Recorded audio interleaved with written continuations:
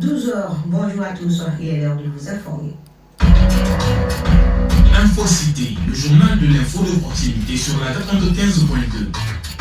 Au sommaire, le ministère en charge de la jeunesse a initié une formation civique dont plus de 600 jeunes leaders prennent part. Ils seront outillés sur des compétences en matière de citoyenneté, de gouvernance participative et d'engagement communautaire. Mamadou Doumbia nous donne la plus de détails. Nous célébrons l'amour ce 14 février. L'amour étant un sentiment ou une affection d'attachement qu'on ressent envers une personne, pousse parfois l'homme à accomplir des choses souvent inexplicables. Si fort amour inexplicable peut-il être dangereux? Mohamed Kourati nous dira si oui ou non dans ces 12 heures. Et pour nous faire voyager, Fanta Maman Nientao est à mes côtés. Bonjour Fanta. Tu nous amènes où et sur quoi aujourd'hui?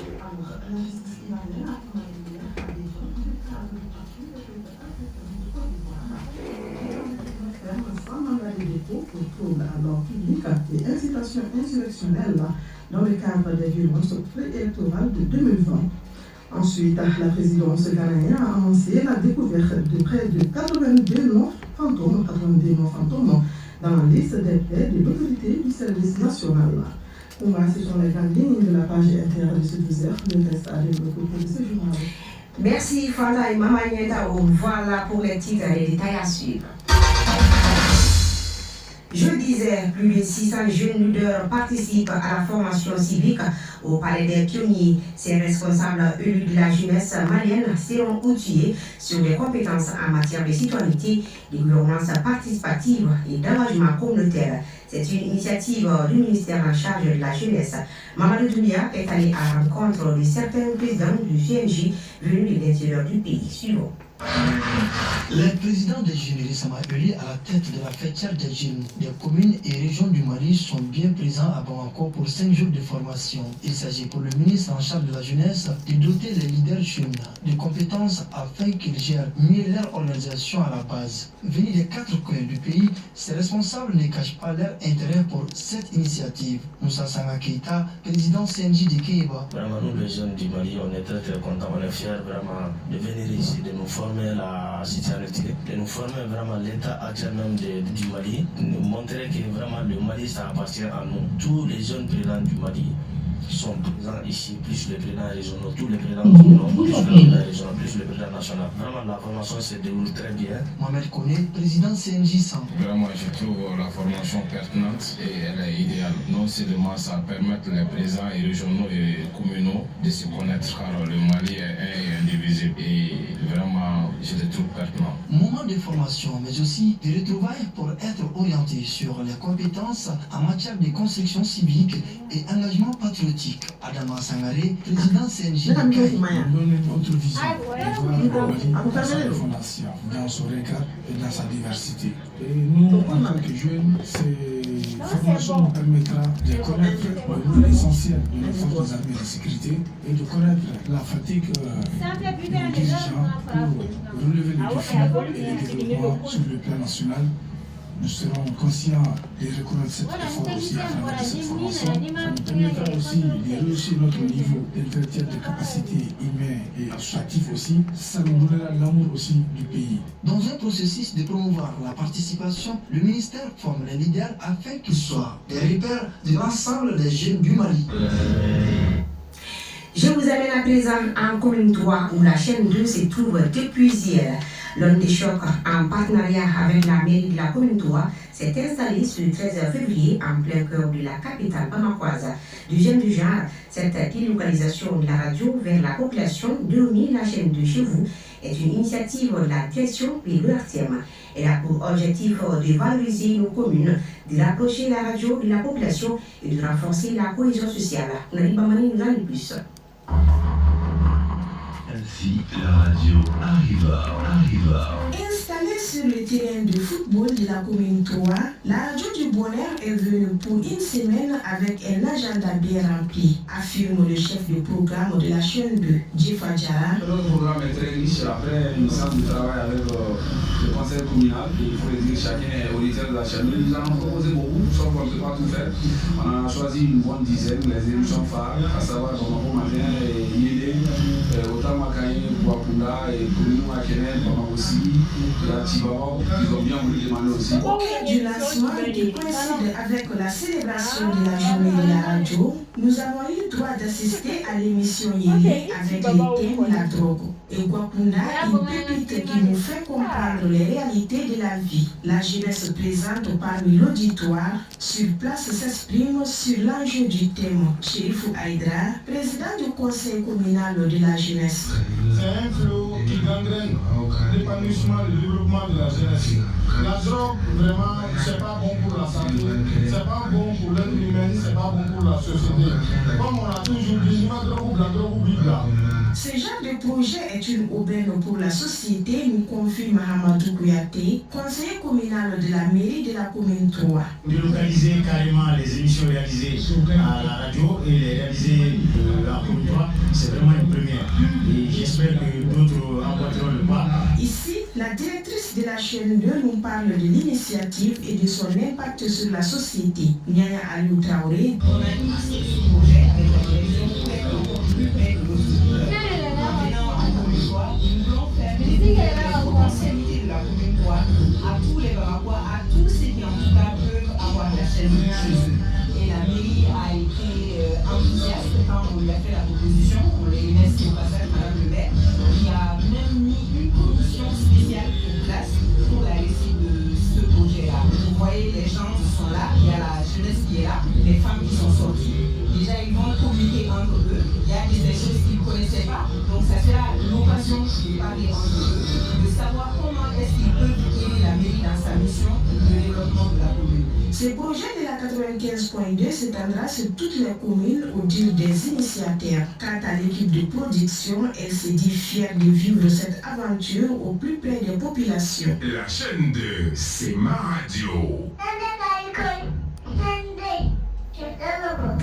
Et justement, la journée mondiale de la radio a été célébrée hier 13 février. Dans un monde où l'information est reine et où la culture se transmet par les ondes, la radio nationale et sa cadette, la chaîne 2, se dressent comme des piliers incontournables du paysage médiatique malien. De sorte que de simples moyens de communication, elles sont le miroir de la société, un lien puissant entre la population malienne et leur histoire, leur quotidien et leurs aspirations. Souvent, celui-ci est signé Djeneba Djigba. Commençons cette découverte par la radio nationale du Mali, la 92.0 et diverses fréquences par localité à travers le pays. Son histoire remonte à l'époque coloniale, avec la création de Radio Soudan en 1957. Après l'indépendance en 1960, elle est rebaptisée Radio nationale du Mali et devient un outil essentiel pour le nouveau gouvernement. Cheikh Samaré, chef de division production de la Radio nationale du Mali. Une radio qui se démarque par d'abord cette tranche d'information institutionnelle, les éditions du journal, c'est sur la vie de la nation, c'est les activités des autorités, c'est tout ce qui intéresse et qui est la vie publique au Mali. Disposant de 2 studios de production, un studio de diffusion, une salle d'attente et des bureaux, la Radio nationale du Mali se distingue par le riche programme qu'elle propose à ses auditeurs, de l'information en passant par les émissions culturelles. Issa Traoré, auditeur de la Radio nationale. J'écoute la Radio Mali pour m'imprégner de l'actualité. Quiconque souhaite être bien informé peut compter sur cette station. Rokia Touré, auditrice de la Radio nationale. Un jour, pendant le mois de Ramadan, mon petit-fils Madou, âgé de 5 ans, a disparu. Nous avons contacté la Radio Mali pour lancer un appel. Grâce à leur engagement, nous avons retrouvé Madou sain et sauf.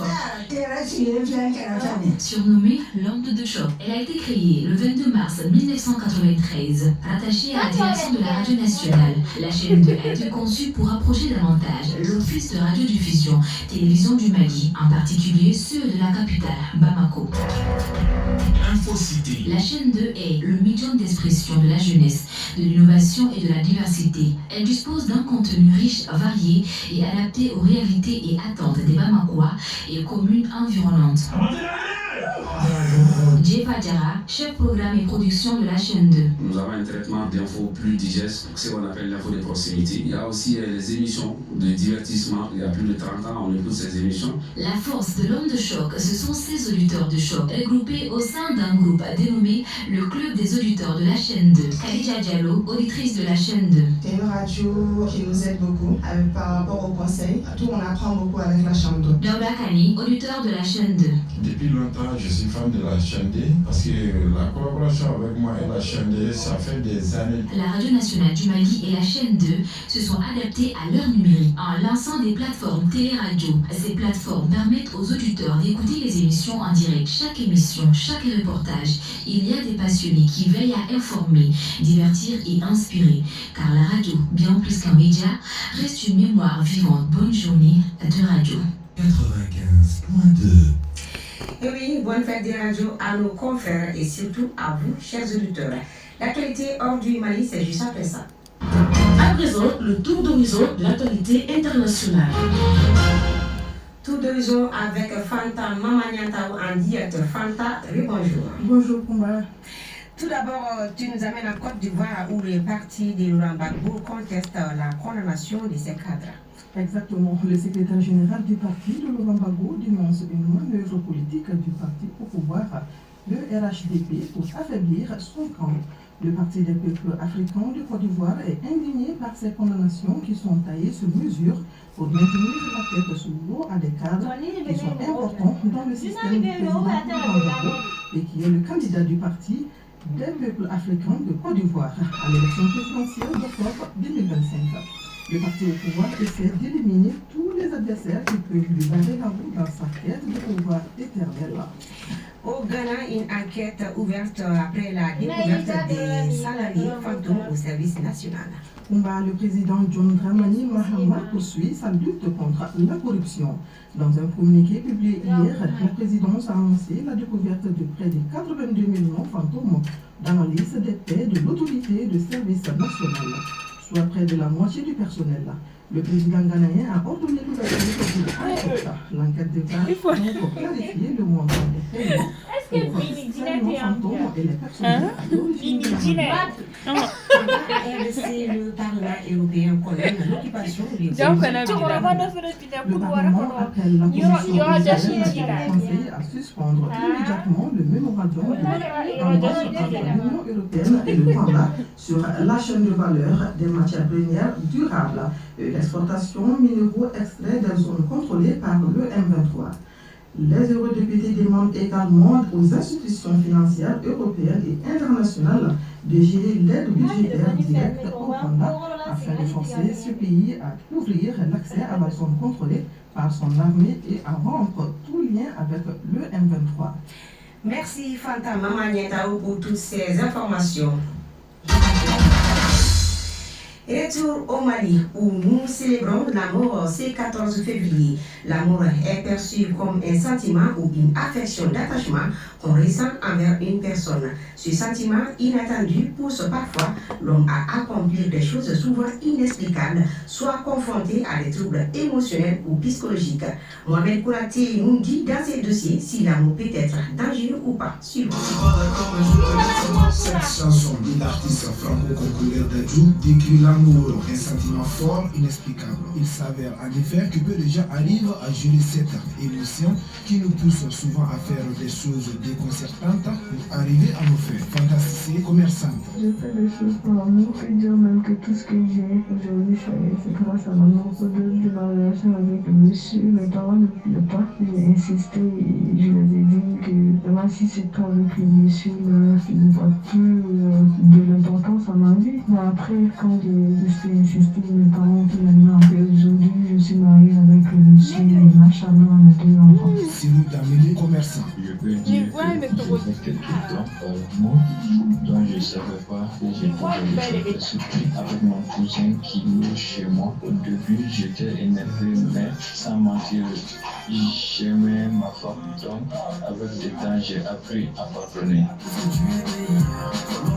Les relations amoureuses ont un impact sur le bien-être psychologique des individus. Nous explique Dissa Traoré, psychologue. Lorsque la personne perd un réfléchir de cette manière. La personne peut être animée d'un sentiment de culpabilité. En ce sens, la personne se demande peut se sentir responsable, même si elle n'a pas directement causé la mort. Elle peut se demander si elle aurait pu faire quelque chose pour éviter la situation. Donc la perte d'un proche de cette manière aussi dramatique peut entraîner un choc profond et cela peut affecter la santé mentale de manière significative. Force est de constater qu'ici au Mali, les amoureux transit font souvent recours à des pratiques mystiques et religieuses. Nous confie Mamadou Toukouré Marabout. Les gens me sollicitent pour plusieurs raisons. Certains viennent pour me faire part de leurs problèmes de couple afin d'y remédier et d'autres me sollicitent pour des conseils de mariage. Généralement, ce sont les hommes qui sont les plus nombreux à venir me voir. Adama Diarra que nous avons rencontré en ville et commerçant, il nous confie le devoir en l'amour. J'ai été trahi à plusieurs reprises. Donc une fois, j'ai parti récupérer mes marchandises. Je devais faire 3 jours, mais je suis retourné à 2 jours. Donc je suis venu sans prévenir dans le but de faire une surprise à ma femme. J'ai bien trouvé ma femme avec quelqu'un d'autre. Quand même, je me suis remarié juste pour les enfants et la famille, pas par amour quand même. Madame Kone Kadidjatou Konaté, elle croit en l'amour. Mariée depuis plus de 40 ans maintenant, elle continue de vivre passionnément son amour pour son mari comme au premier jour. Oui, je crois à l'amour. Avec beaucoup de patience, de communication et d'amour, nous avons appris à surmonter les défis ensemble. Je lui dirais merci d'avoir été mon pilier, mon partenaire et mon meilleur ami pendant toutes ces années.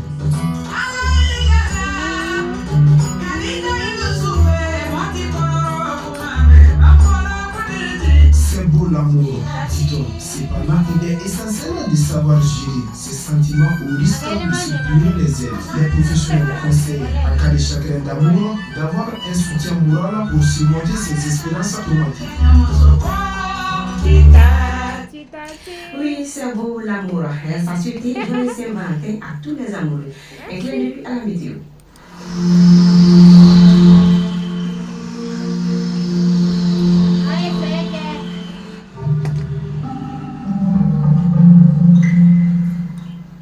À 12h17, le thermomètre affiche 36 degrés Celsius sur Bamako et environ. La maximale attendue sera de 38 degrés Celsius et quant au soleil, il se couchera à 18h38 minutes. Et c'est la fin de ce journal qui a été présenté par Aïtata Bit Koubakani, réalisation Suzanne Traoré, mise en ordre Penandao, mise en ligne Badi Touré, coordination éditoriale Céline Traoré et Dieu Fadjara. Un grand merci à vous aussi de votre fidélité à la chaîne 2. Tout à l'heure, vous aurez Moussa Diabaté pour toute l'actualité sportive. Bonne écoute à Radio Phonica.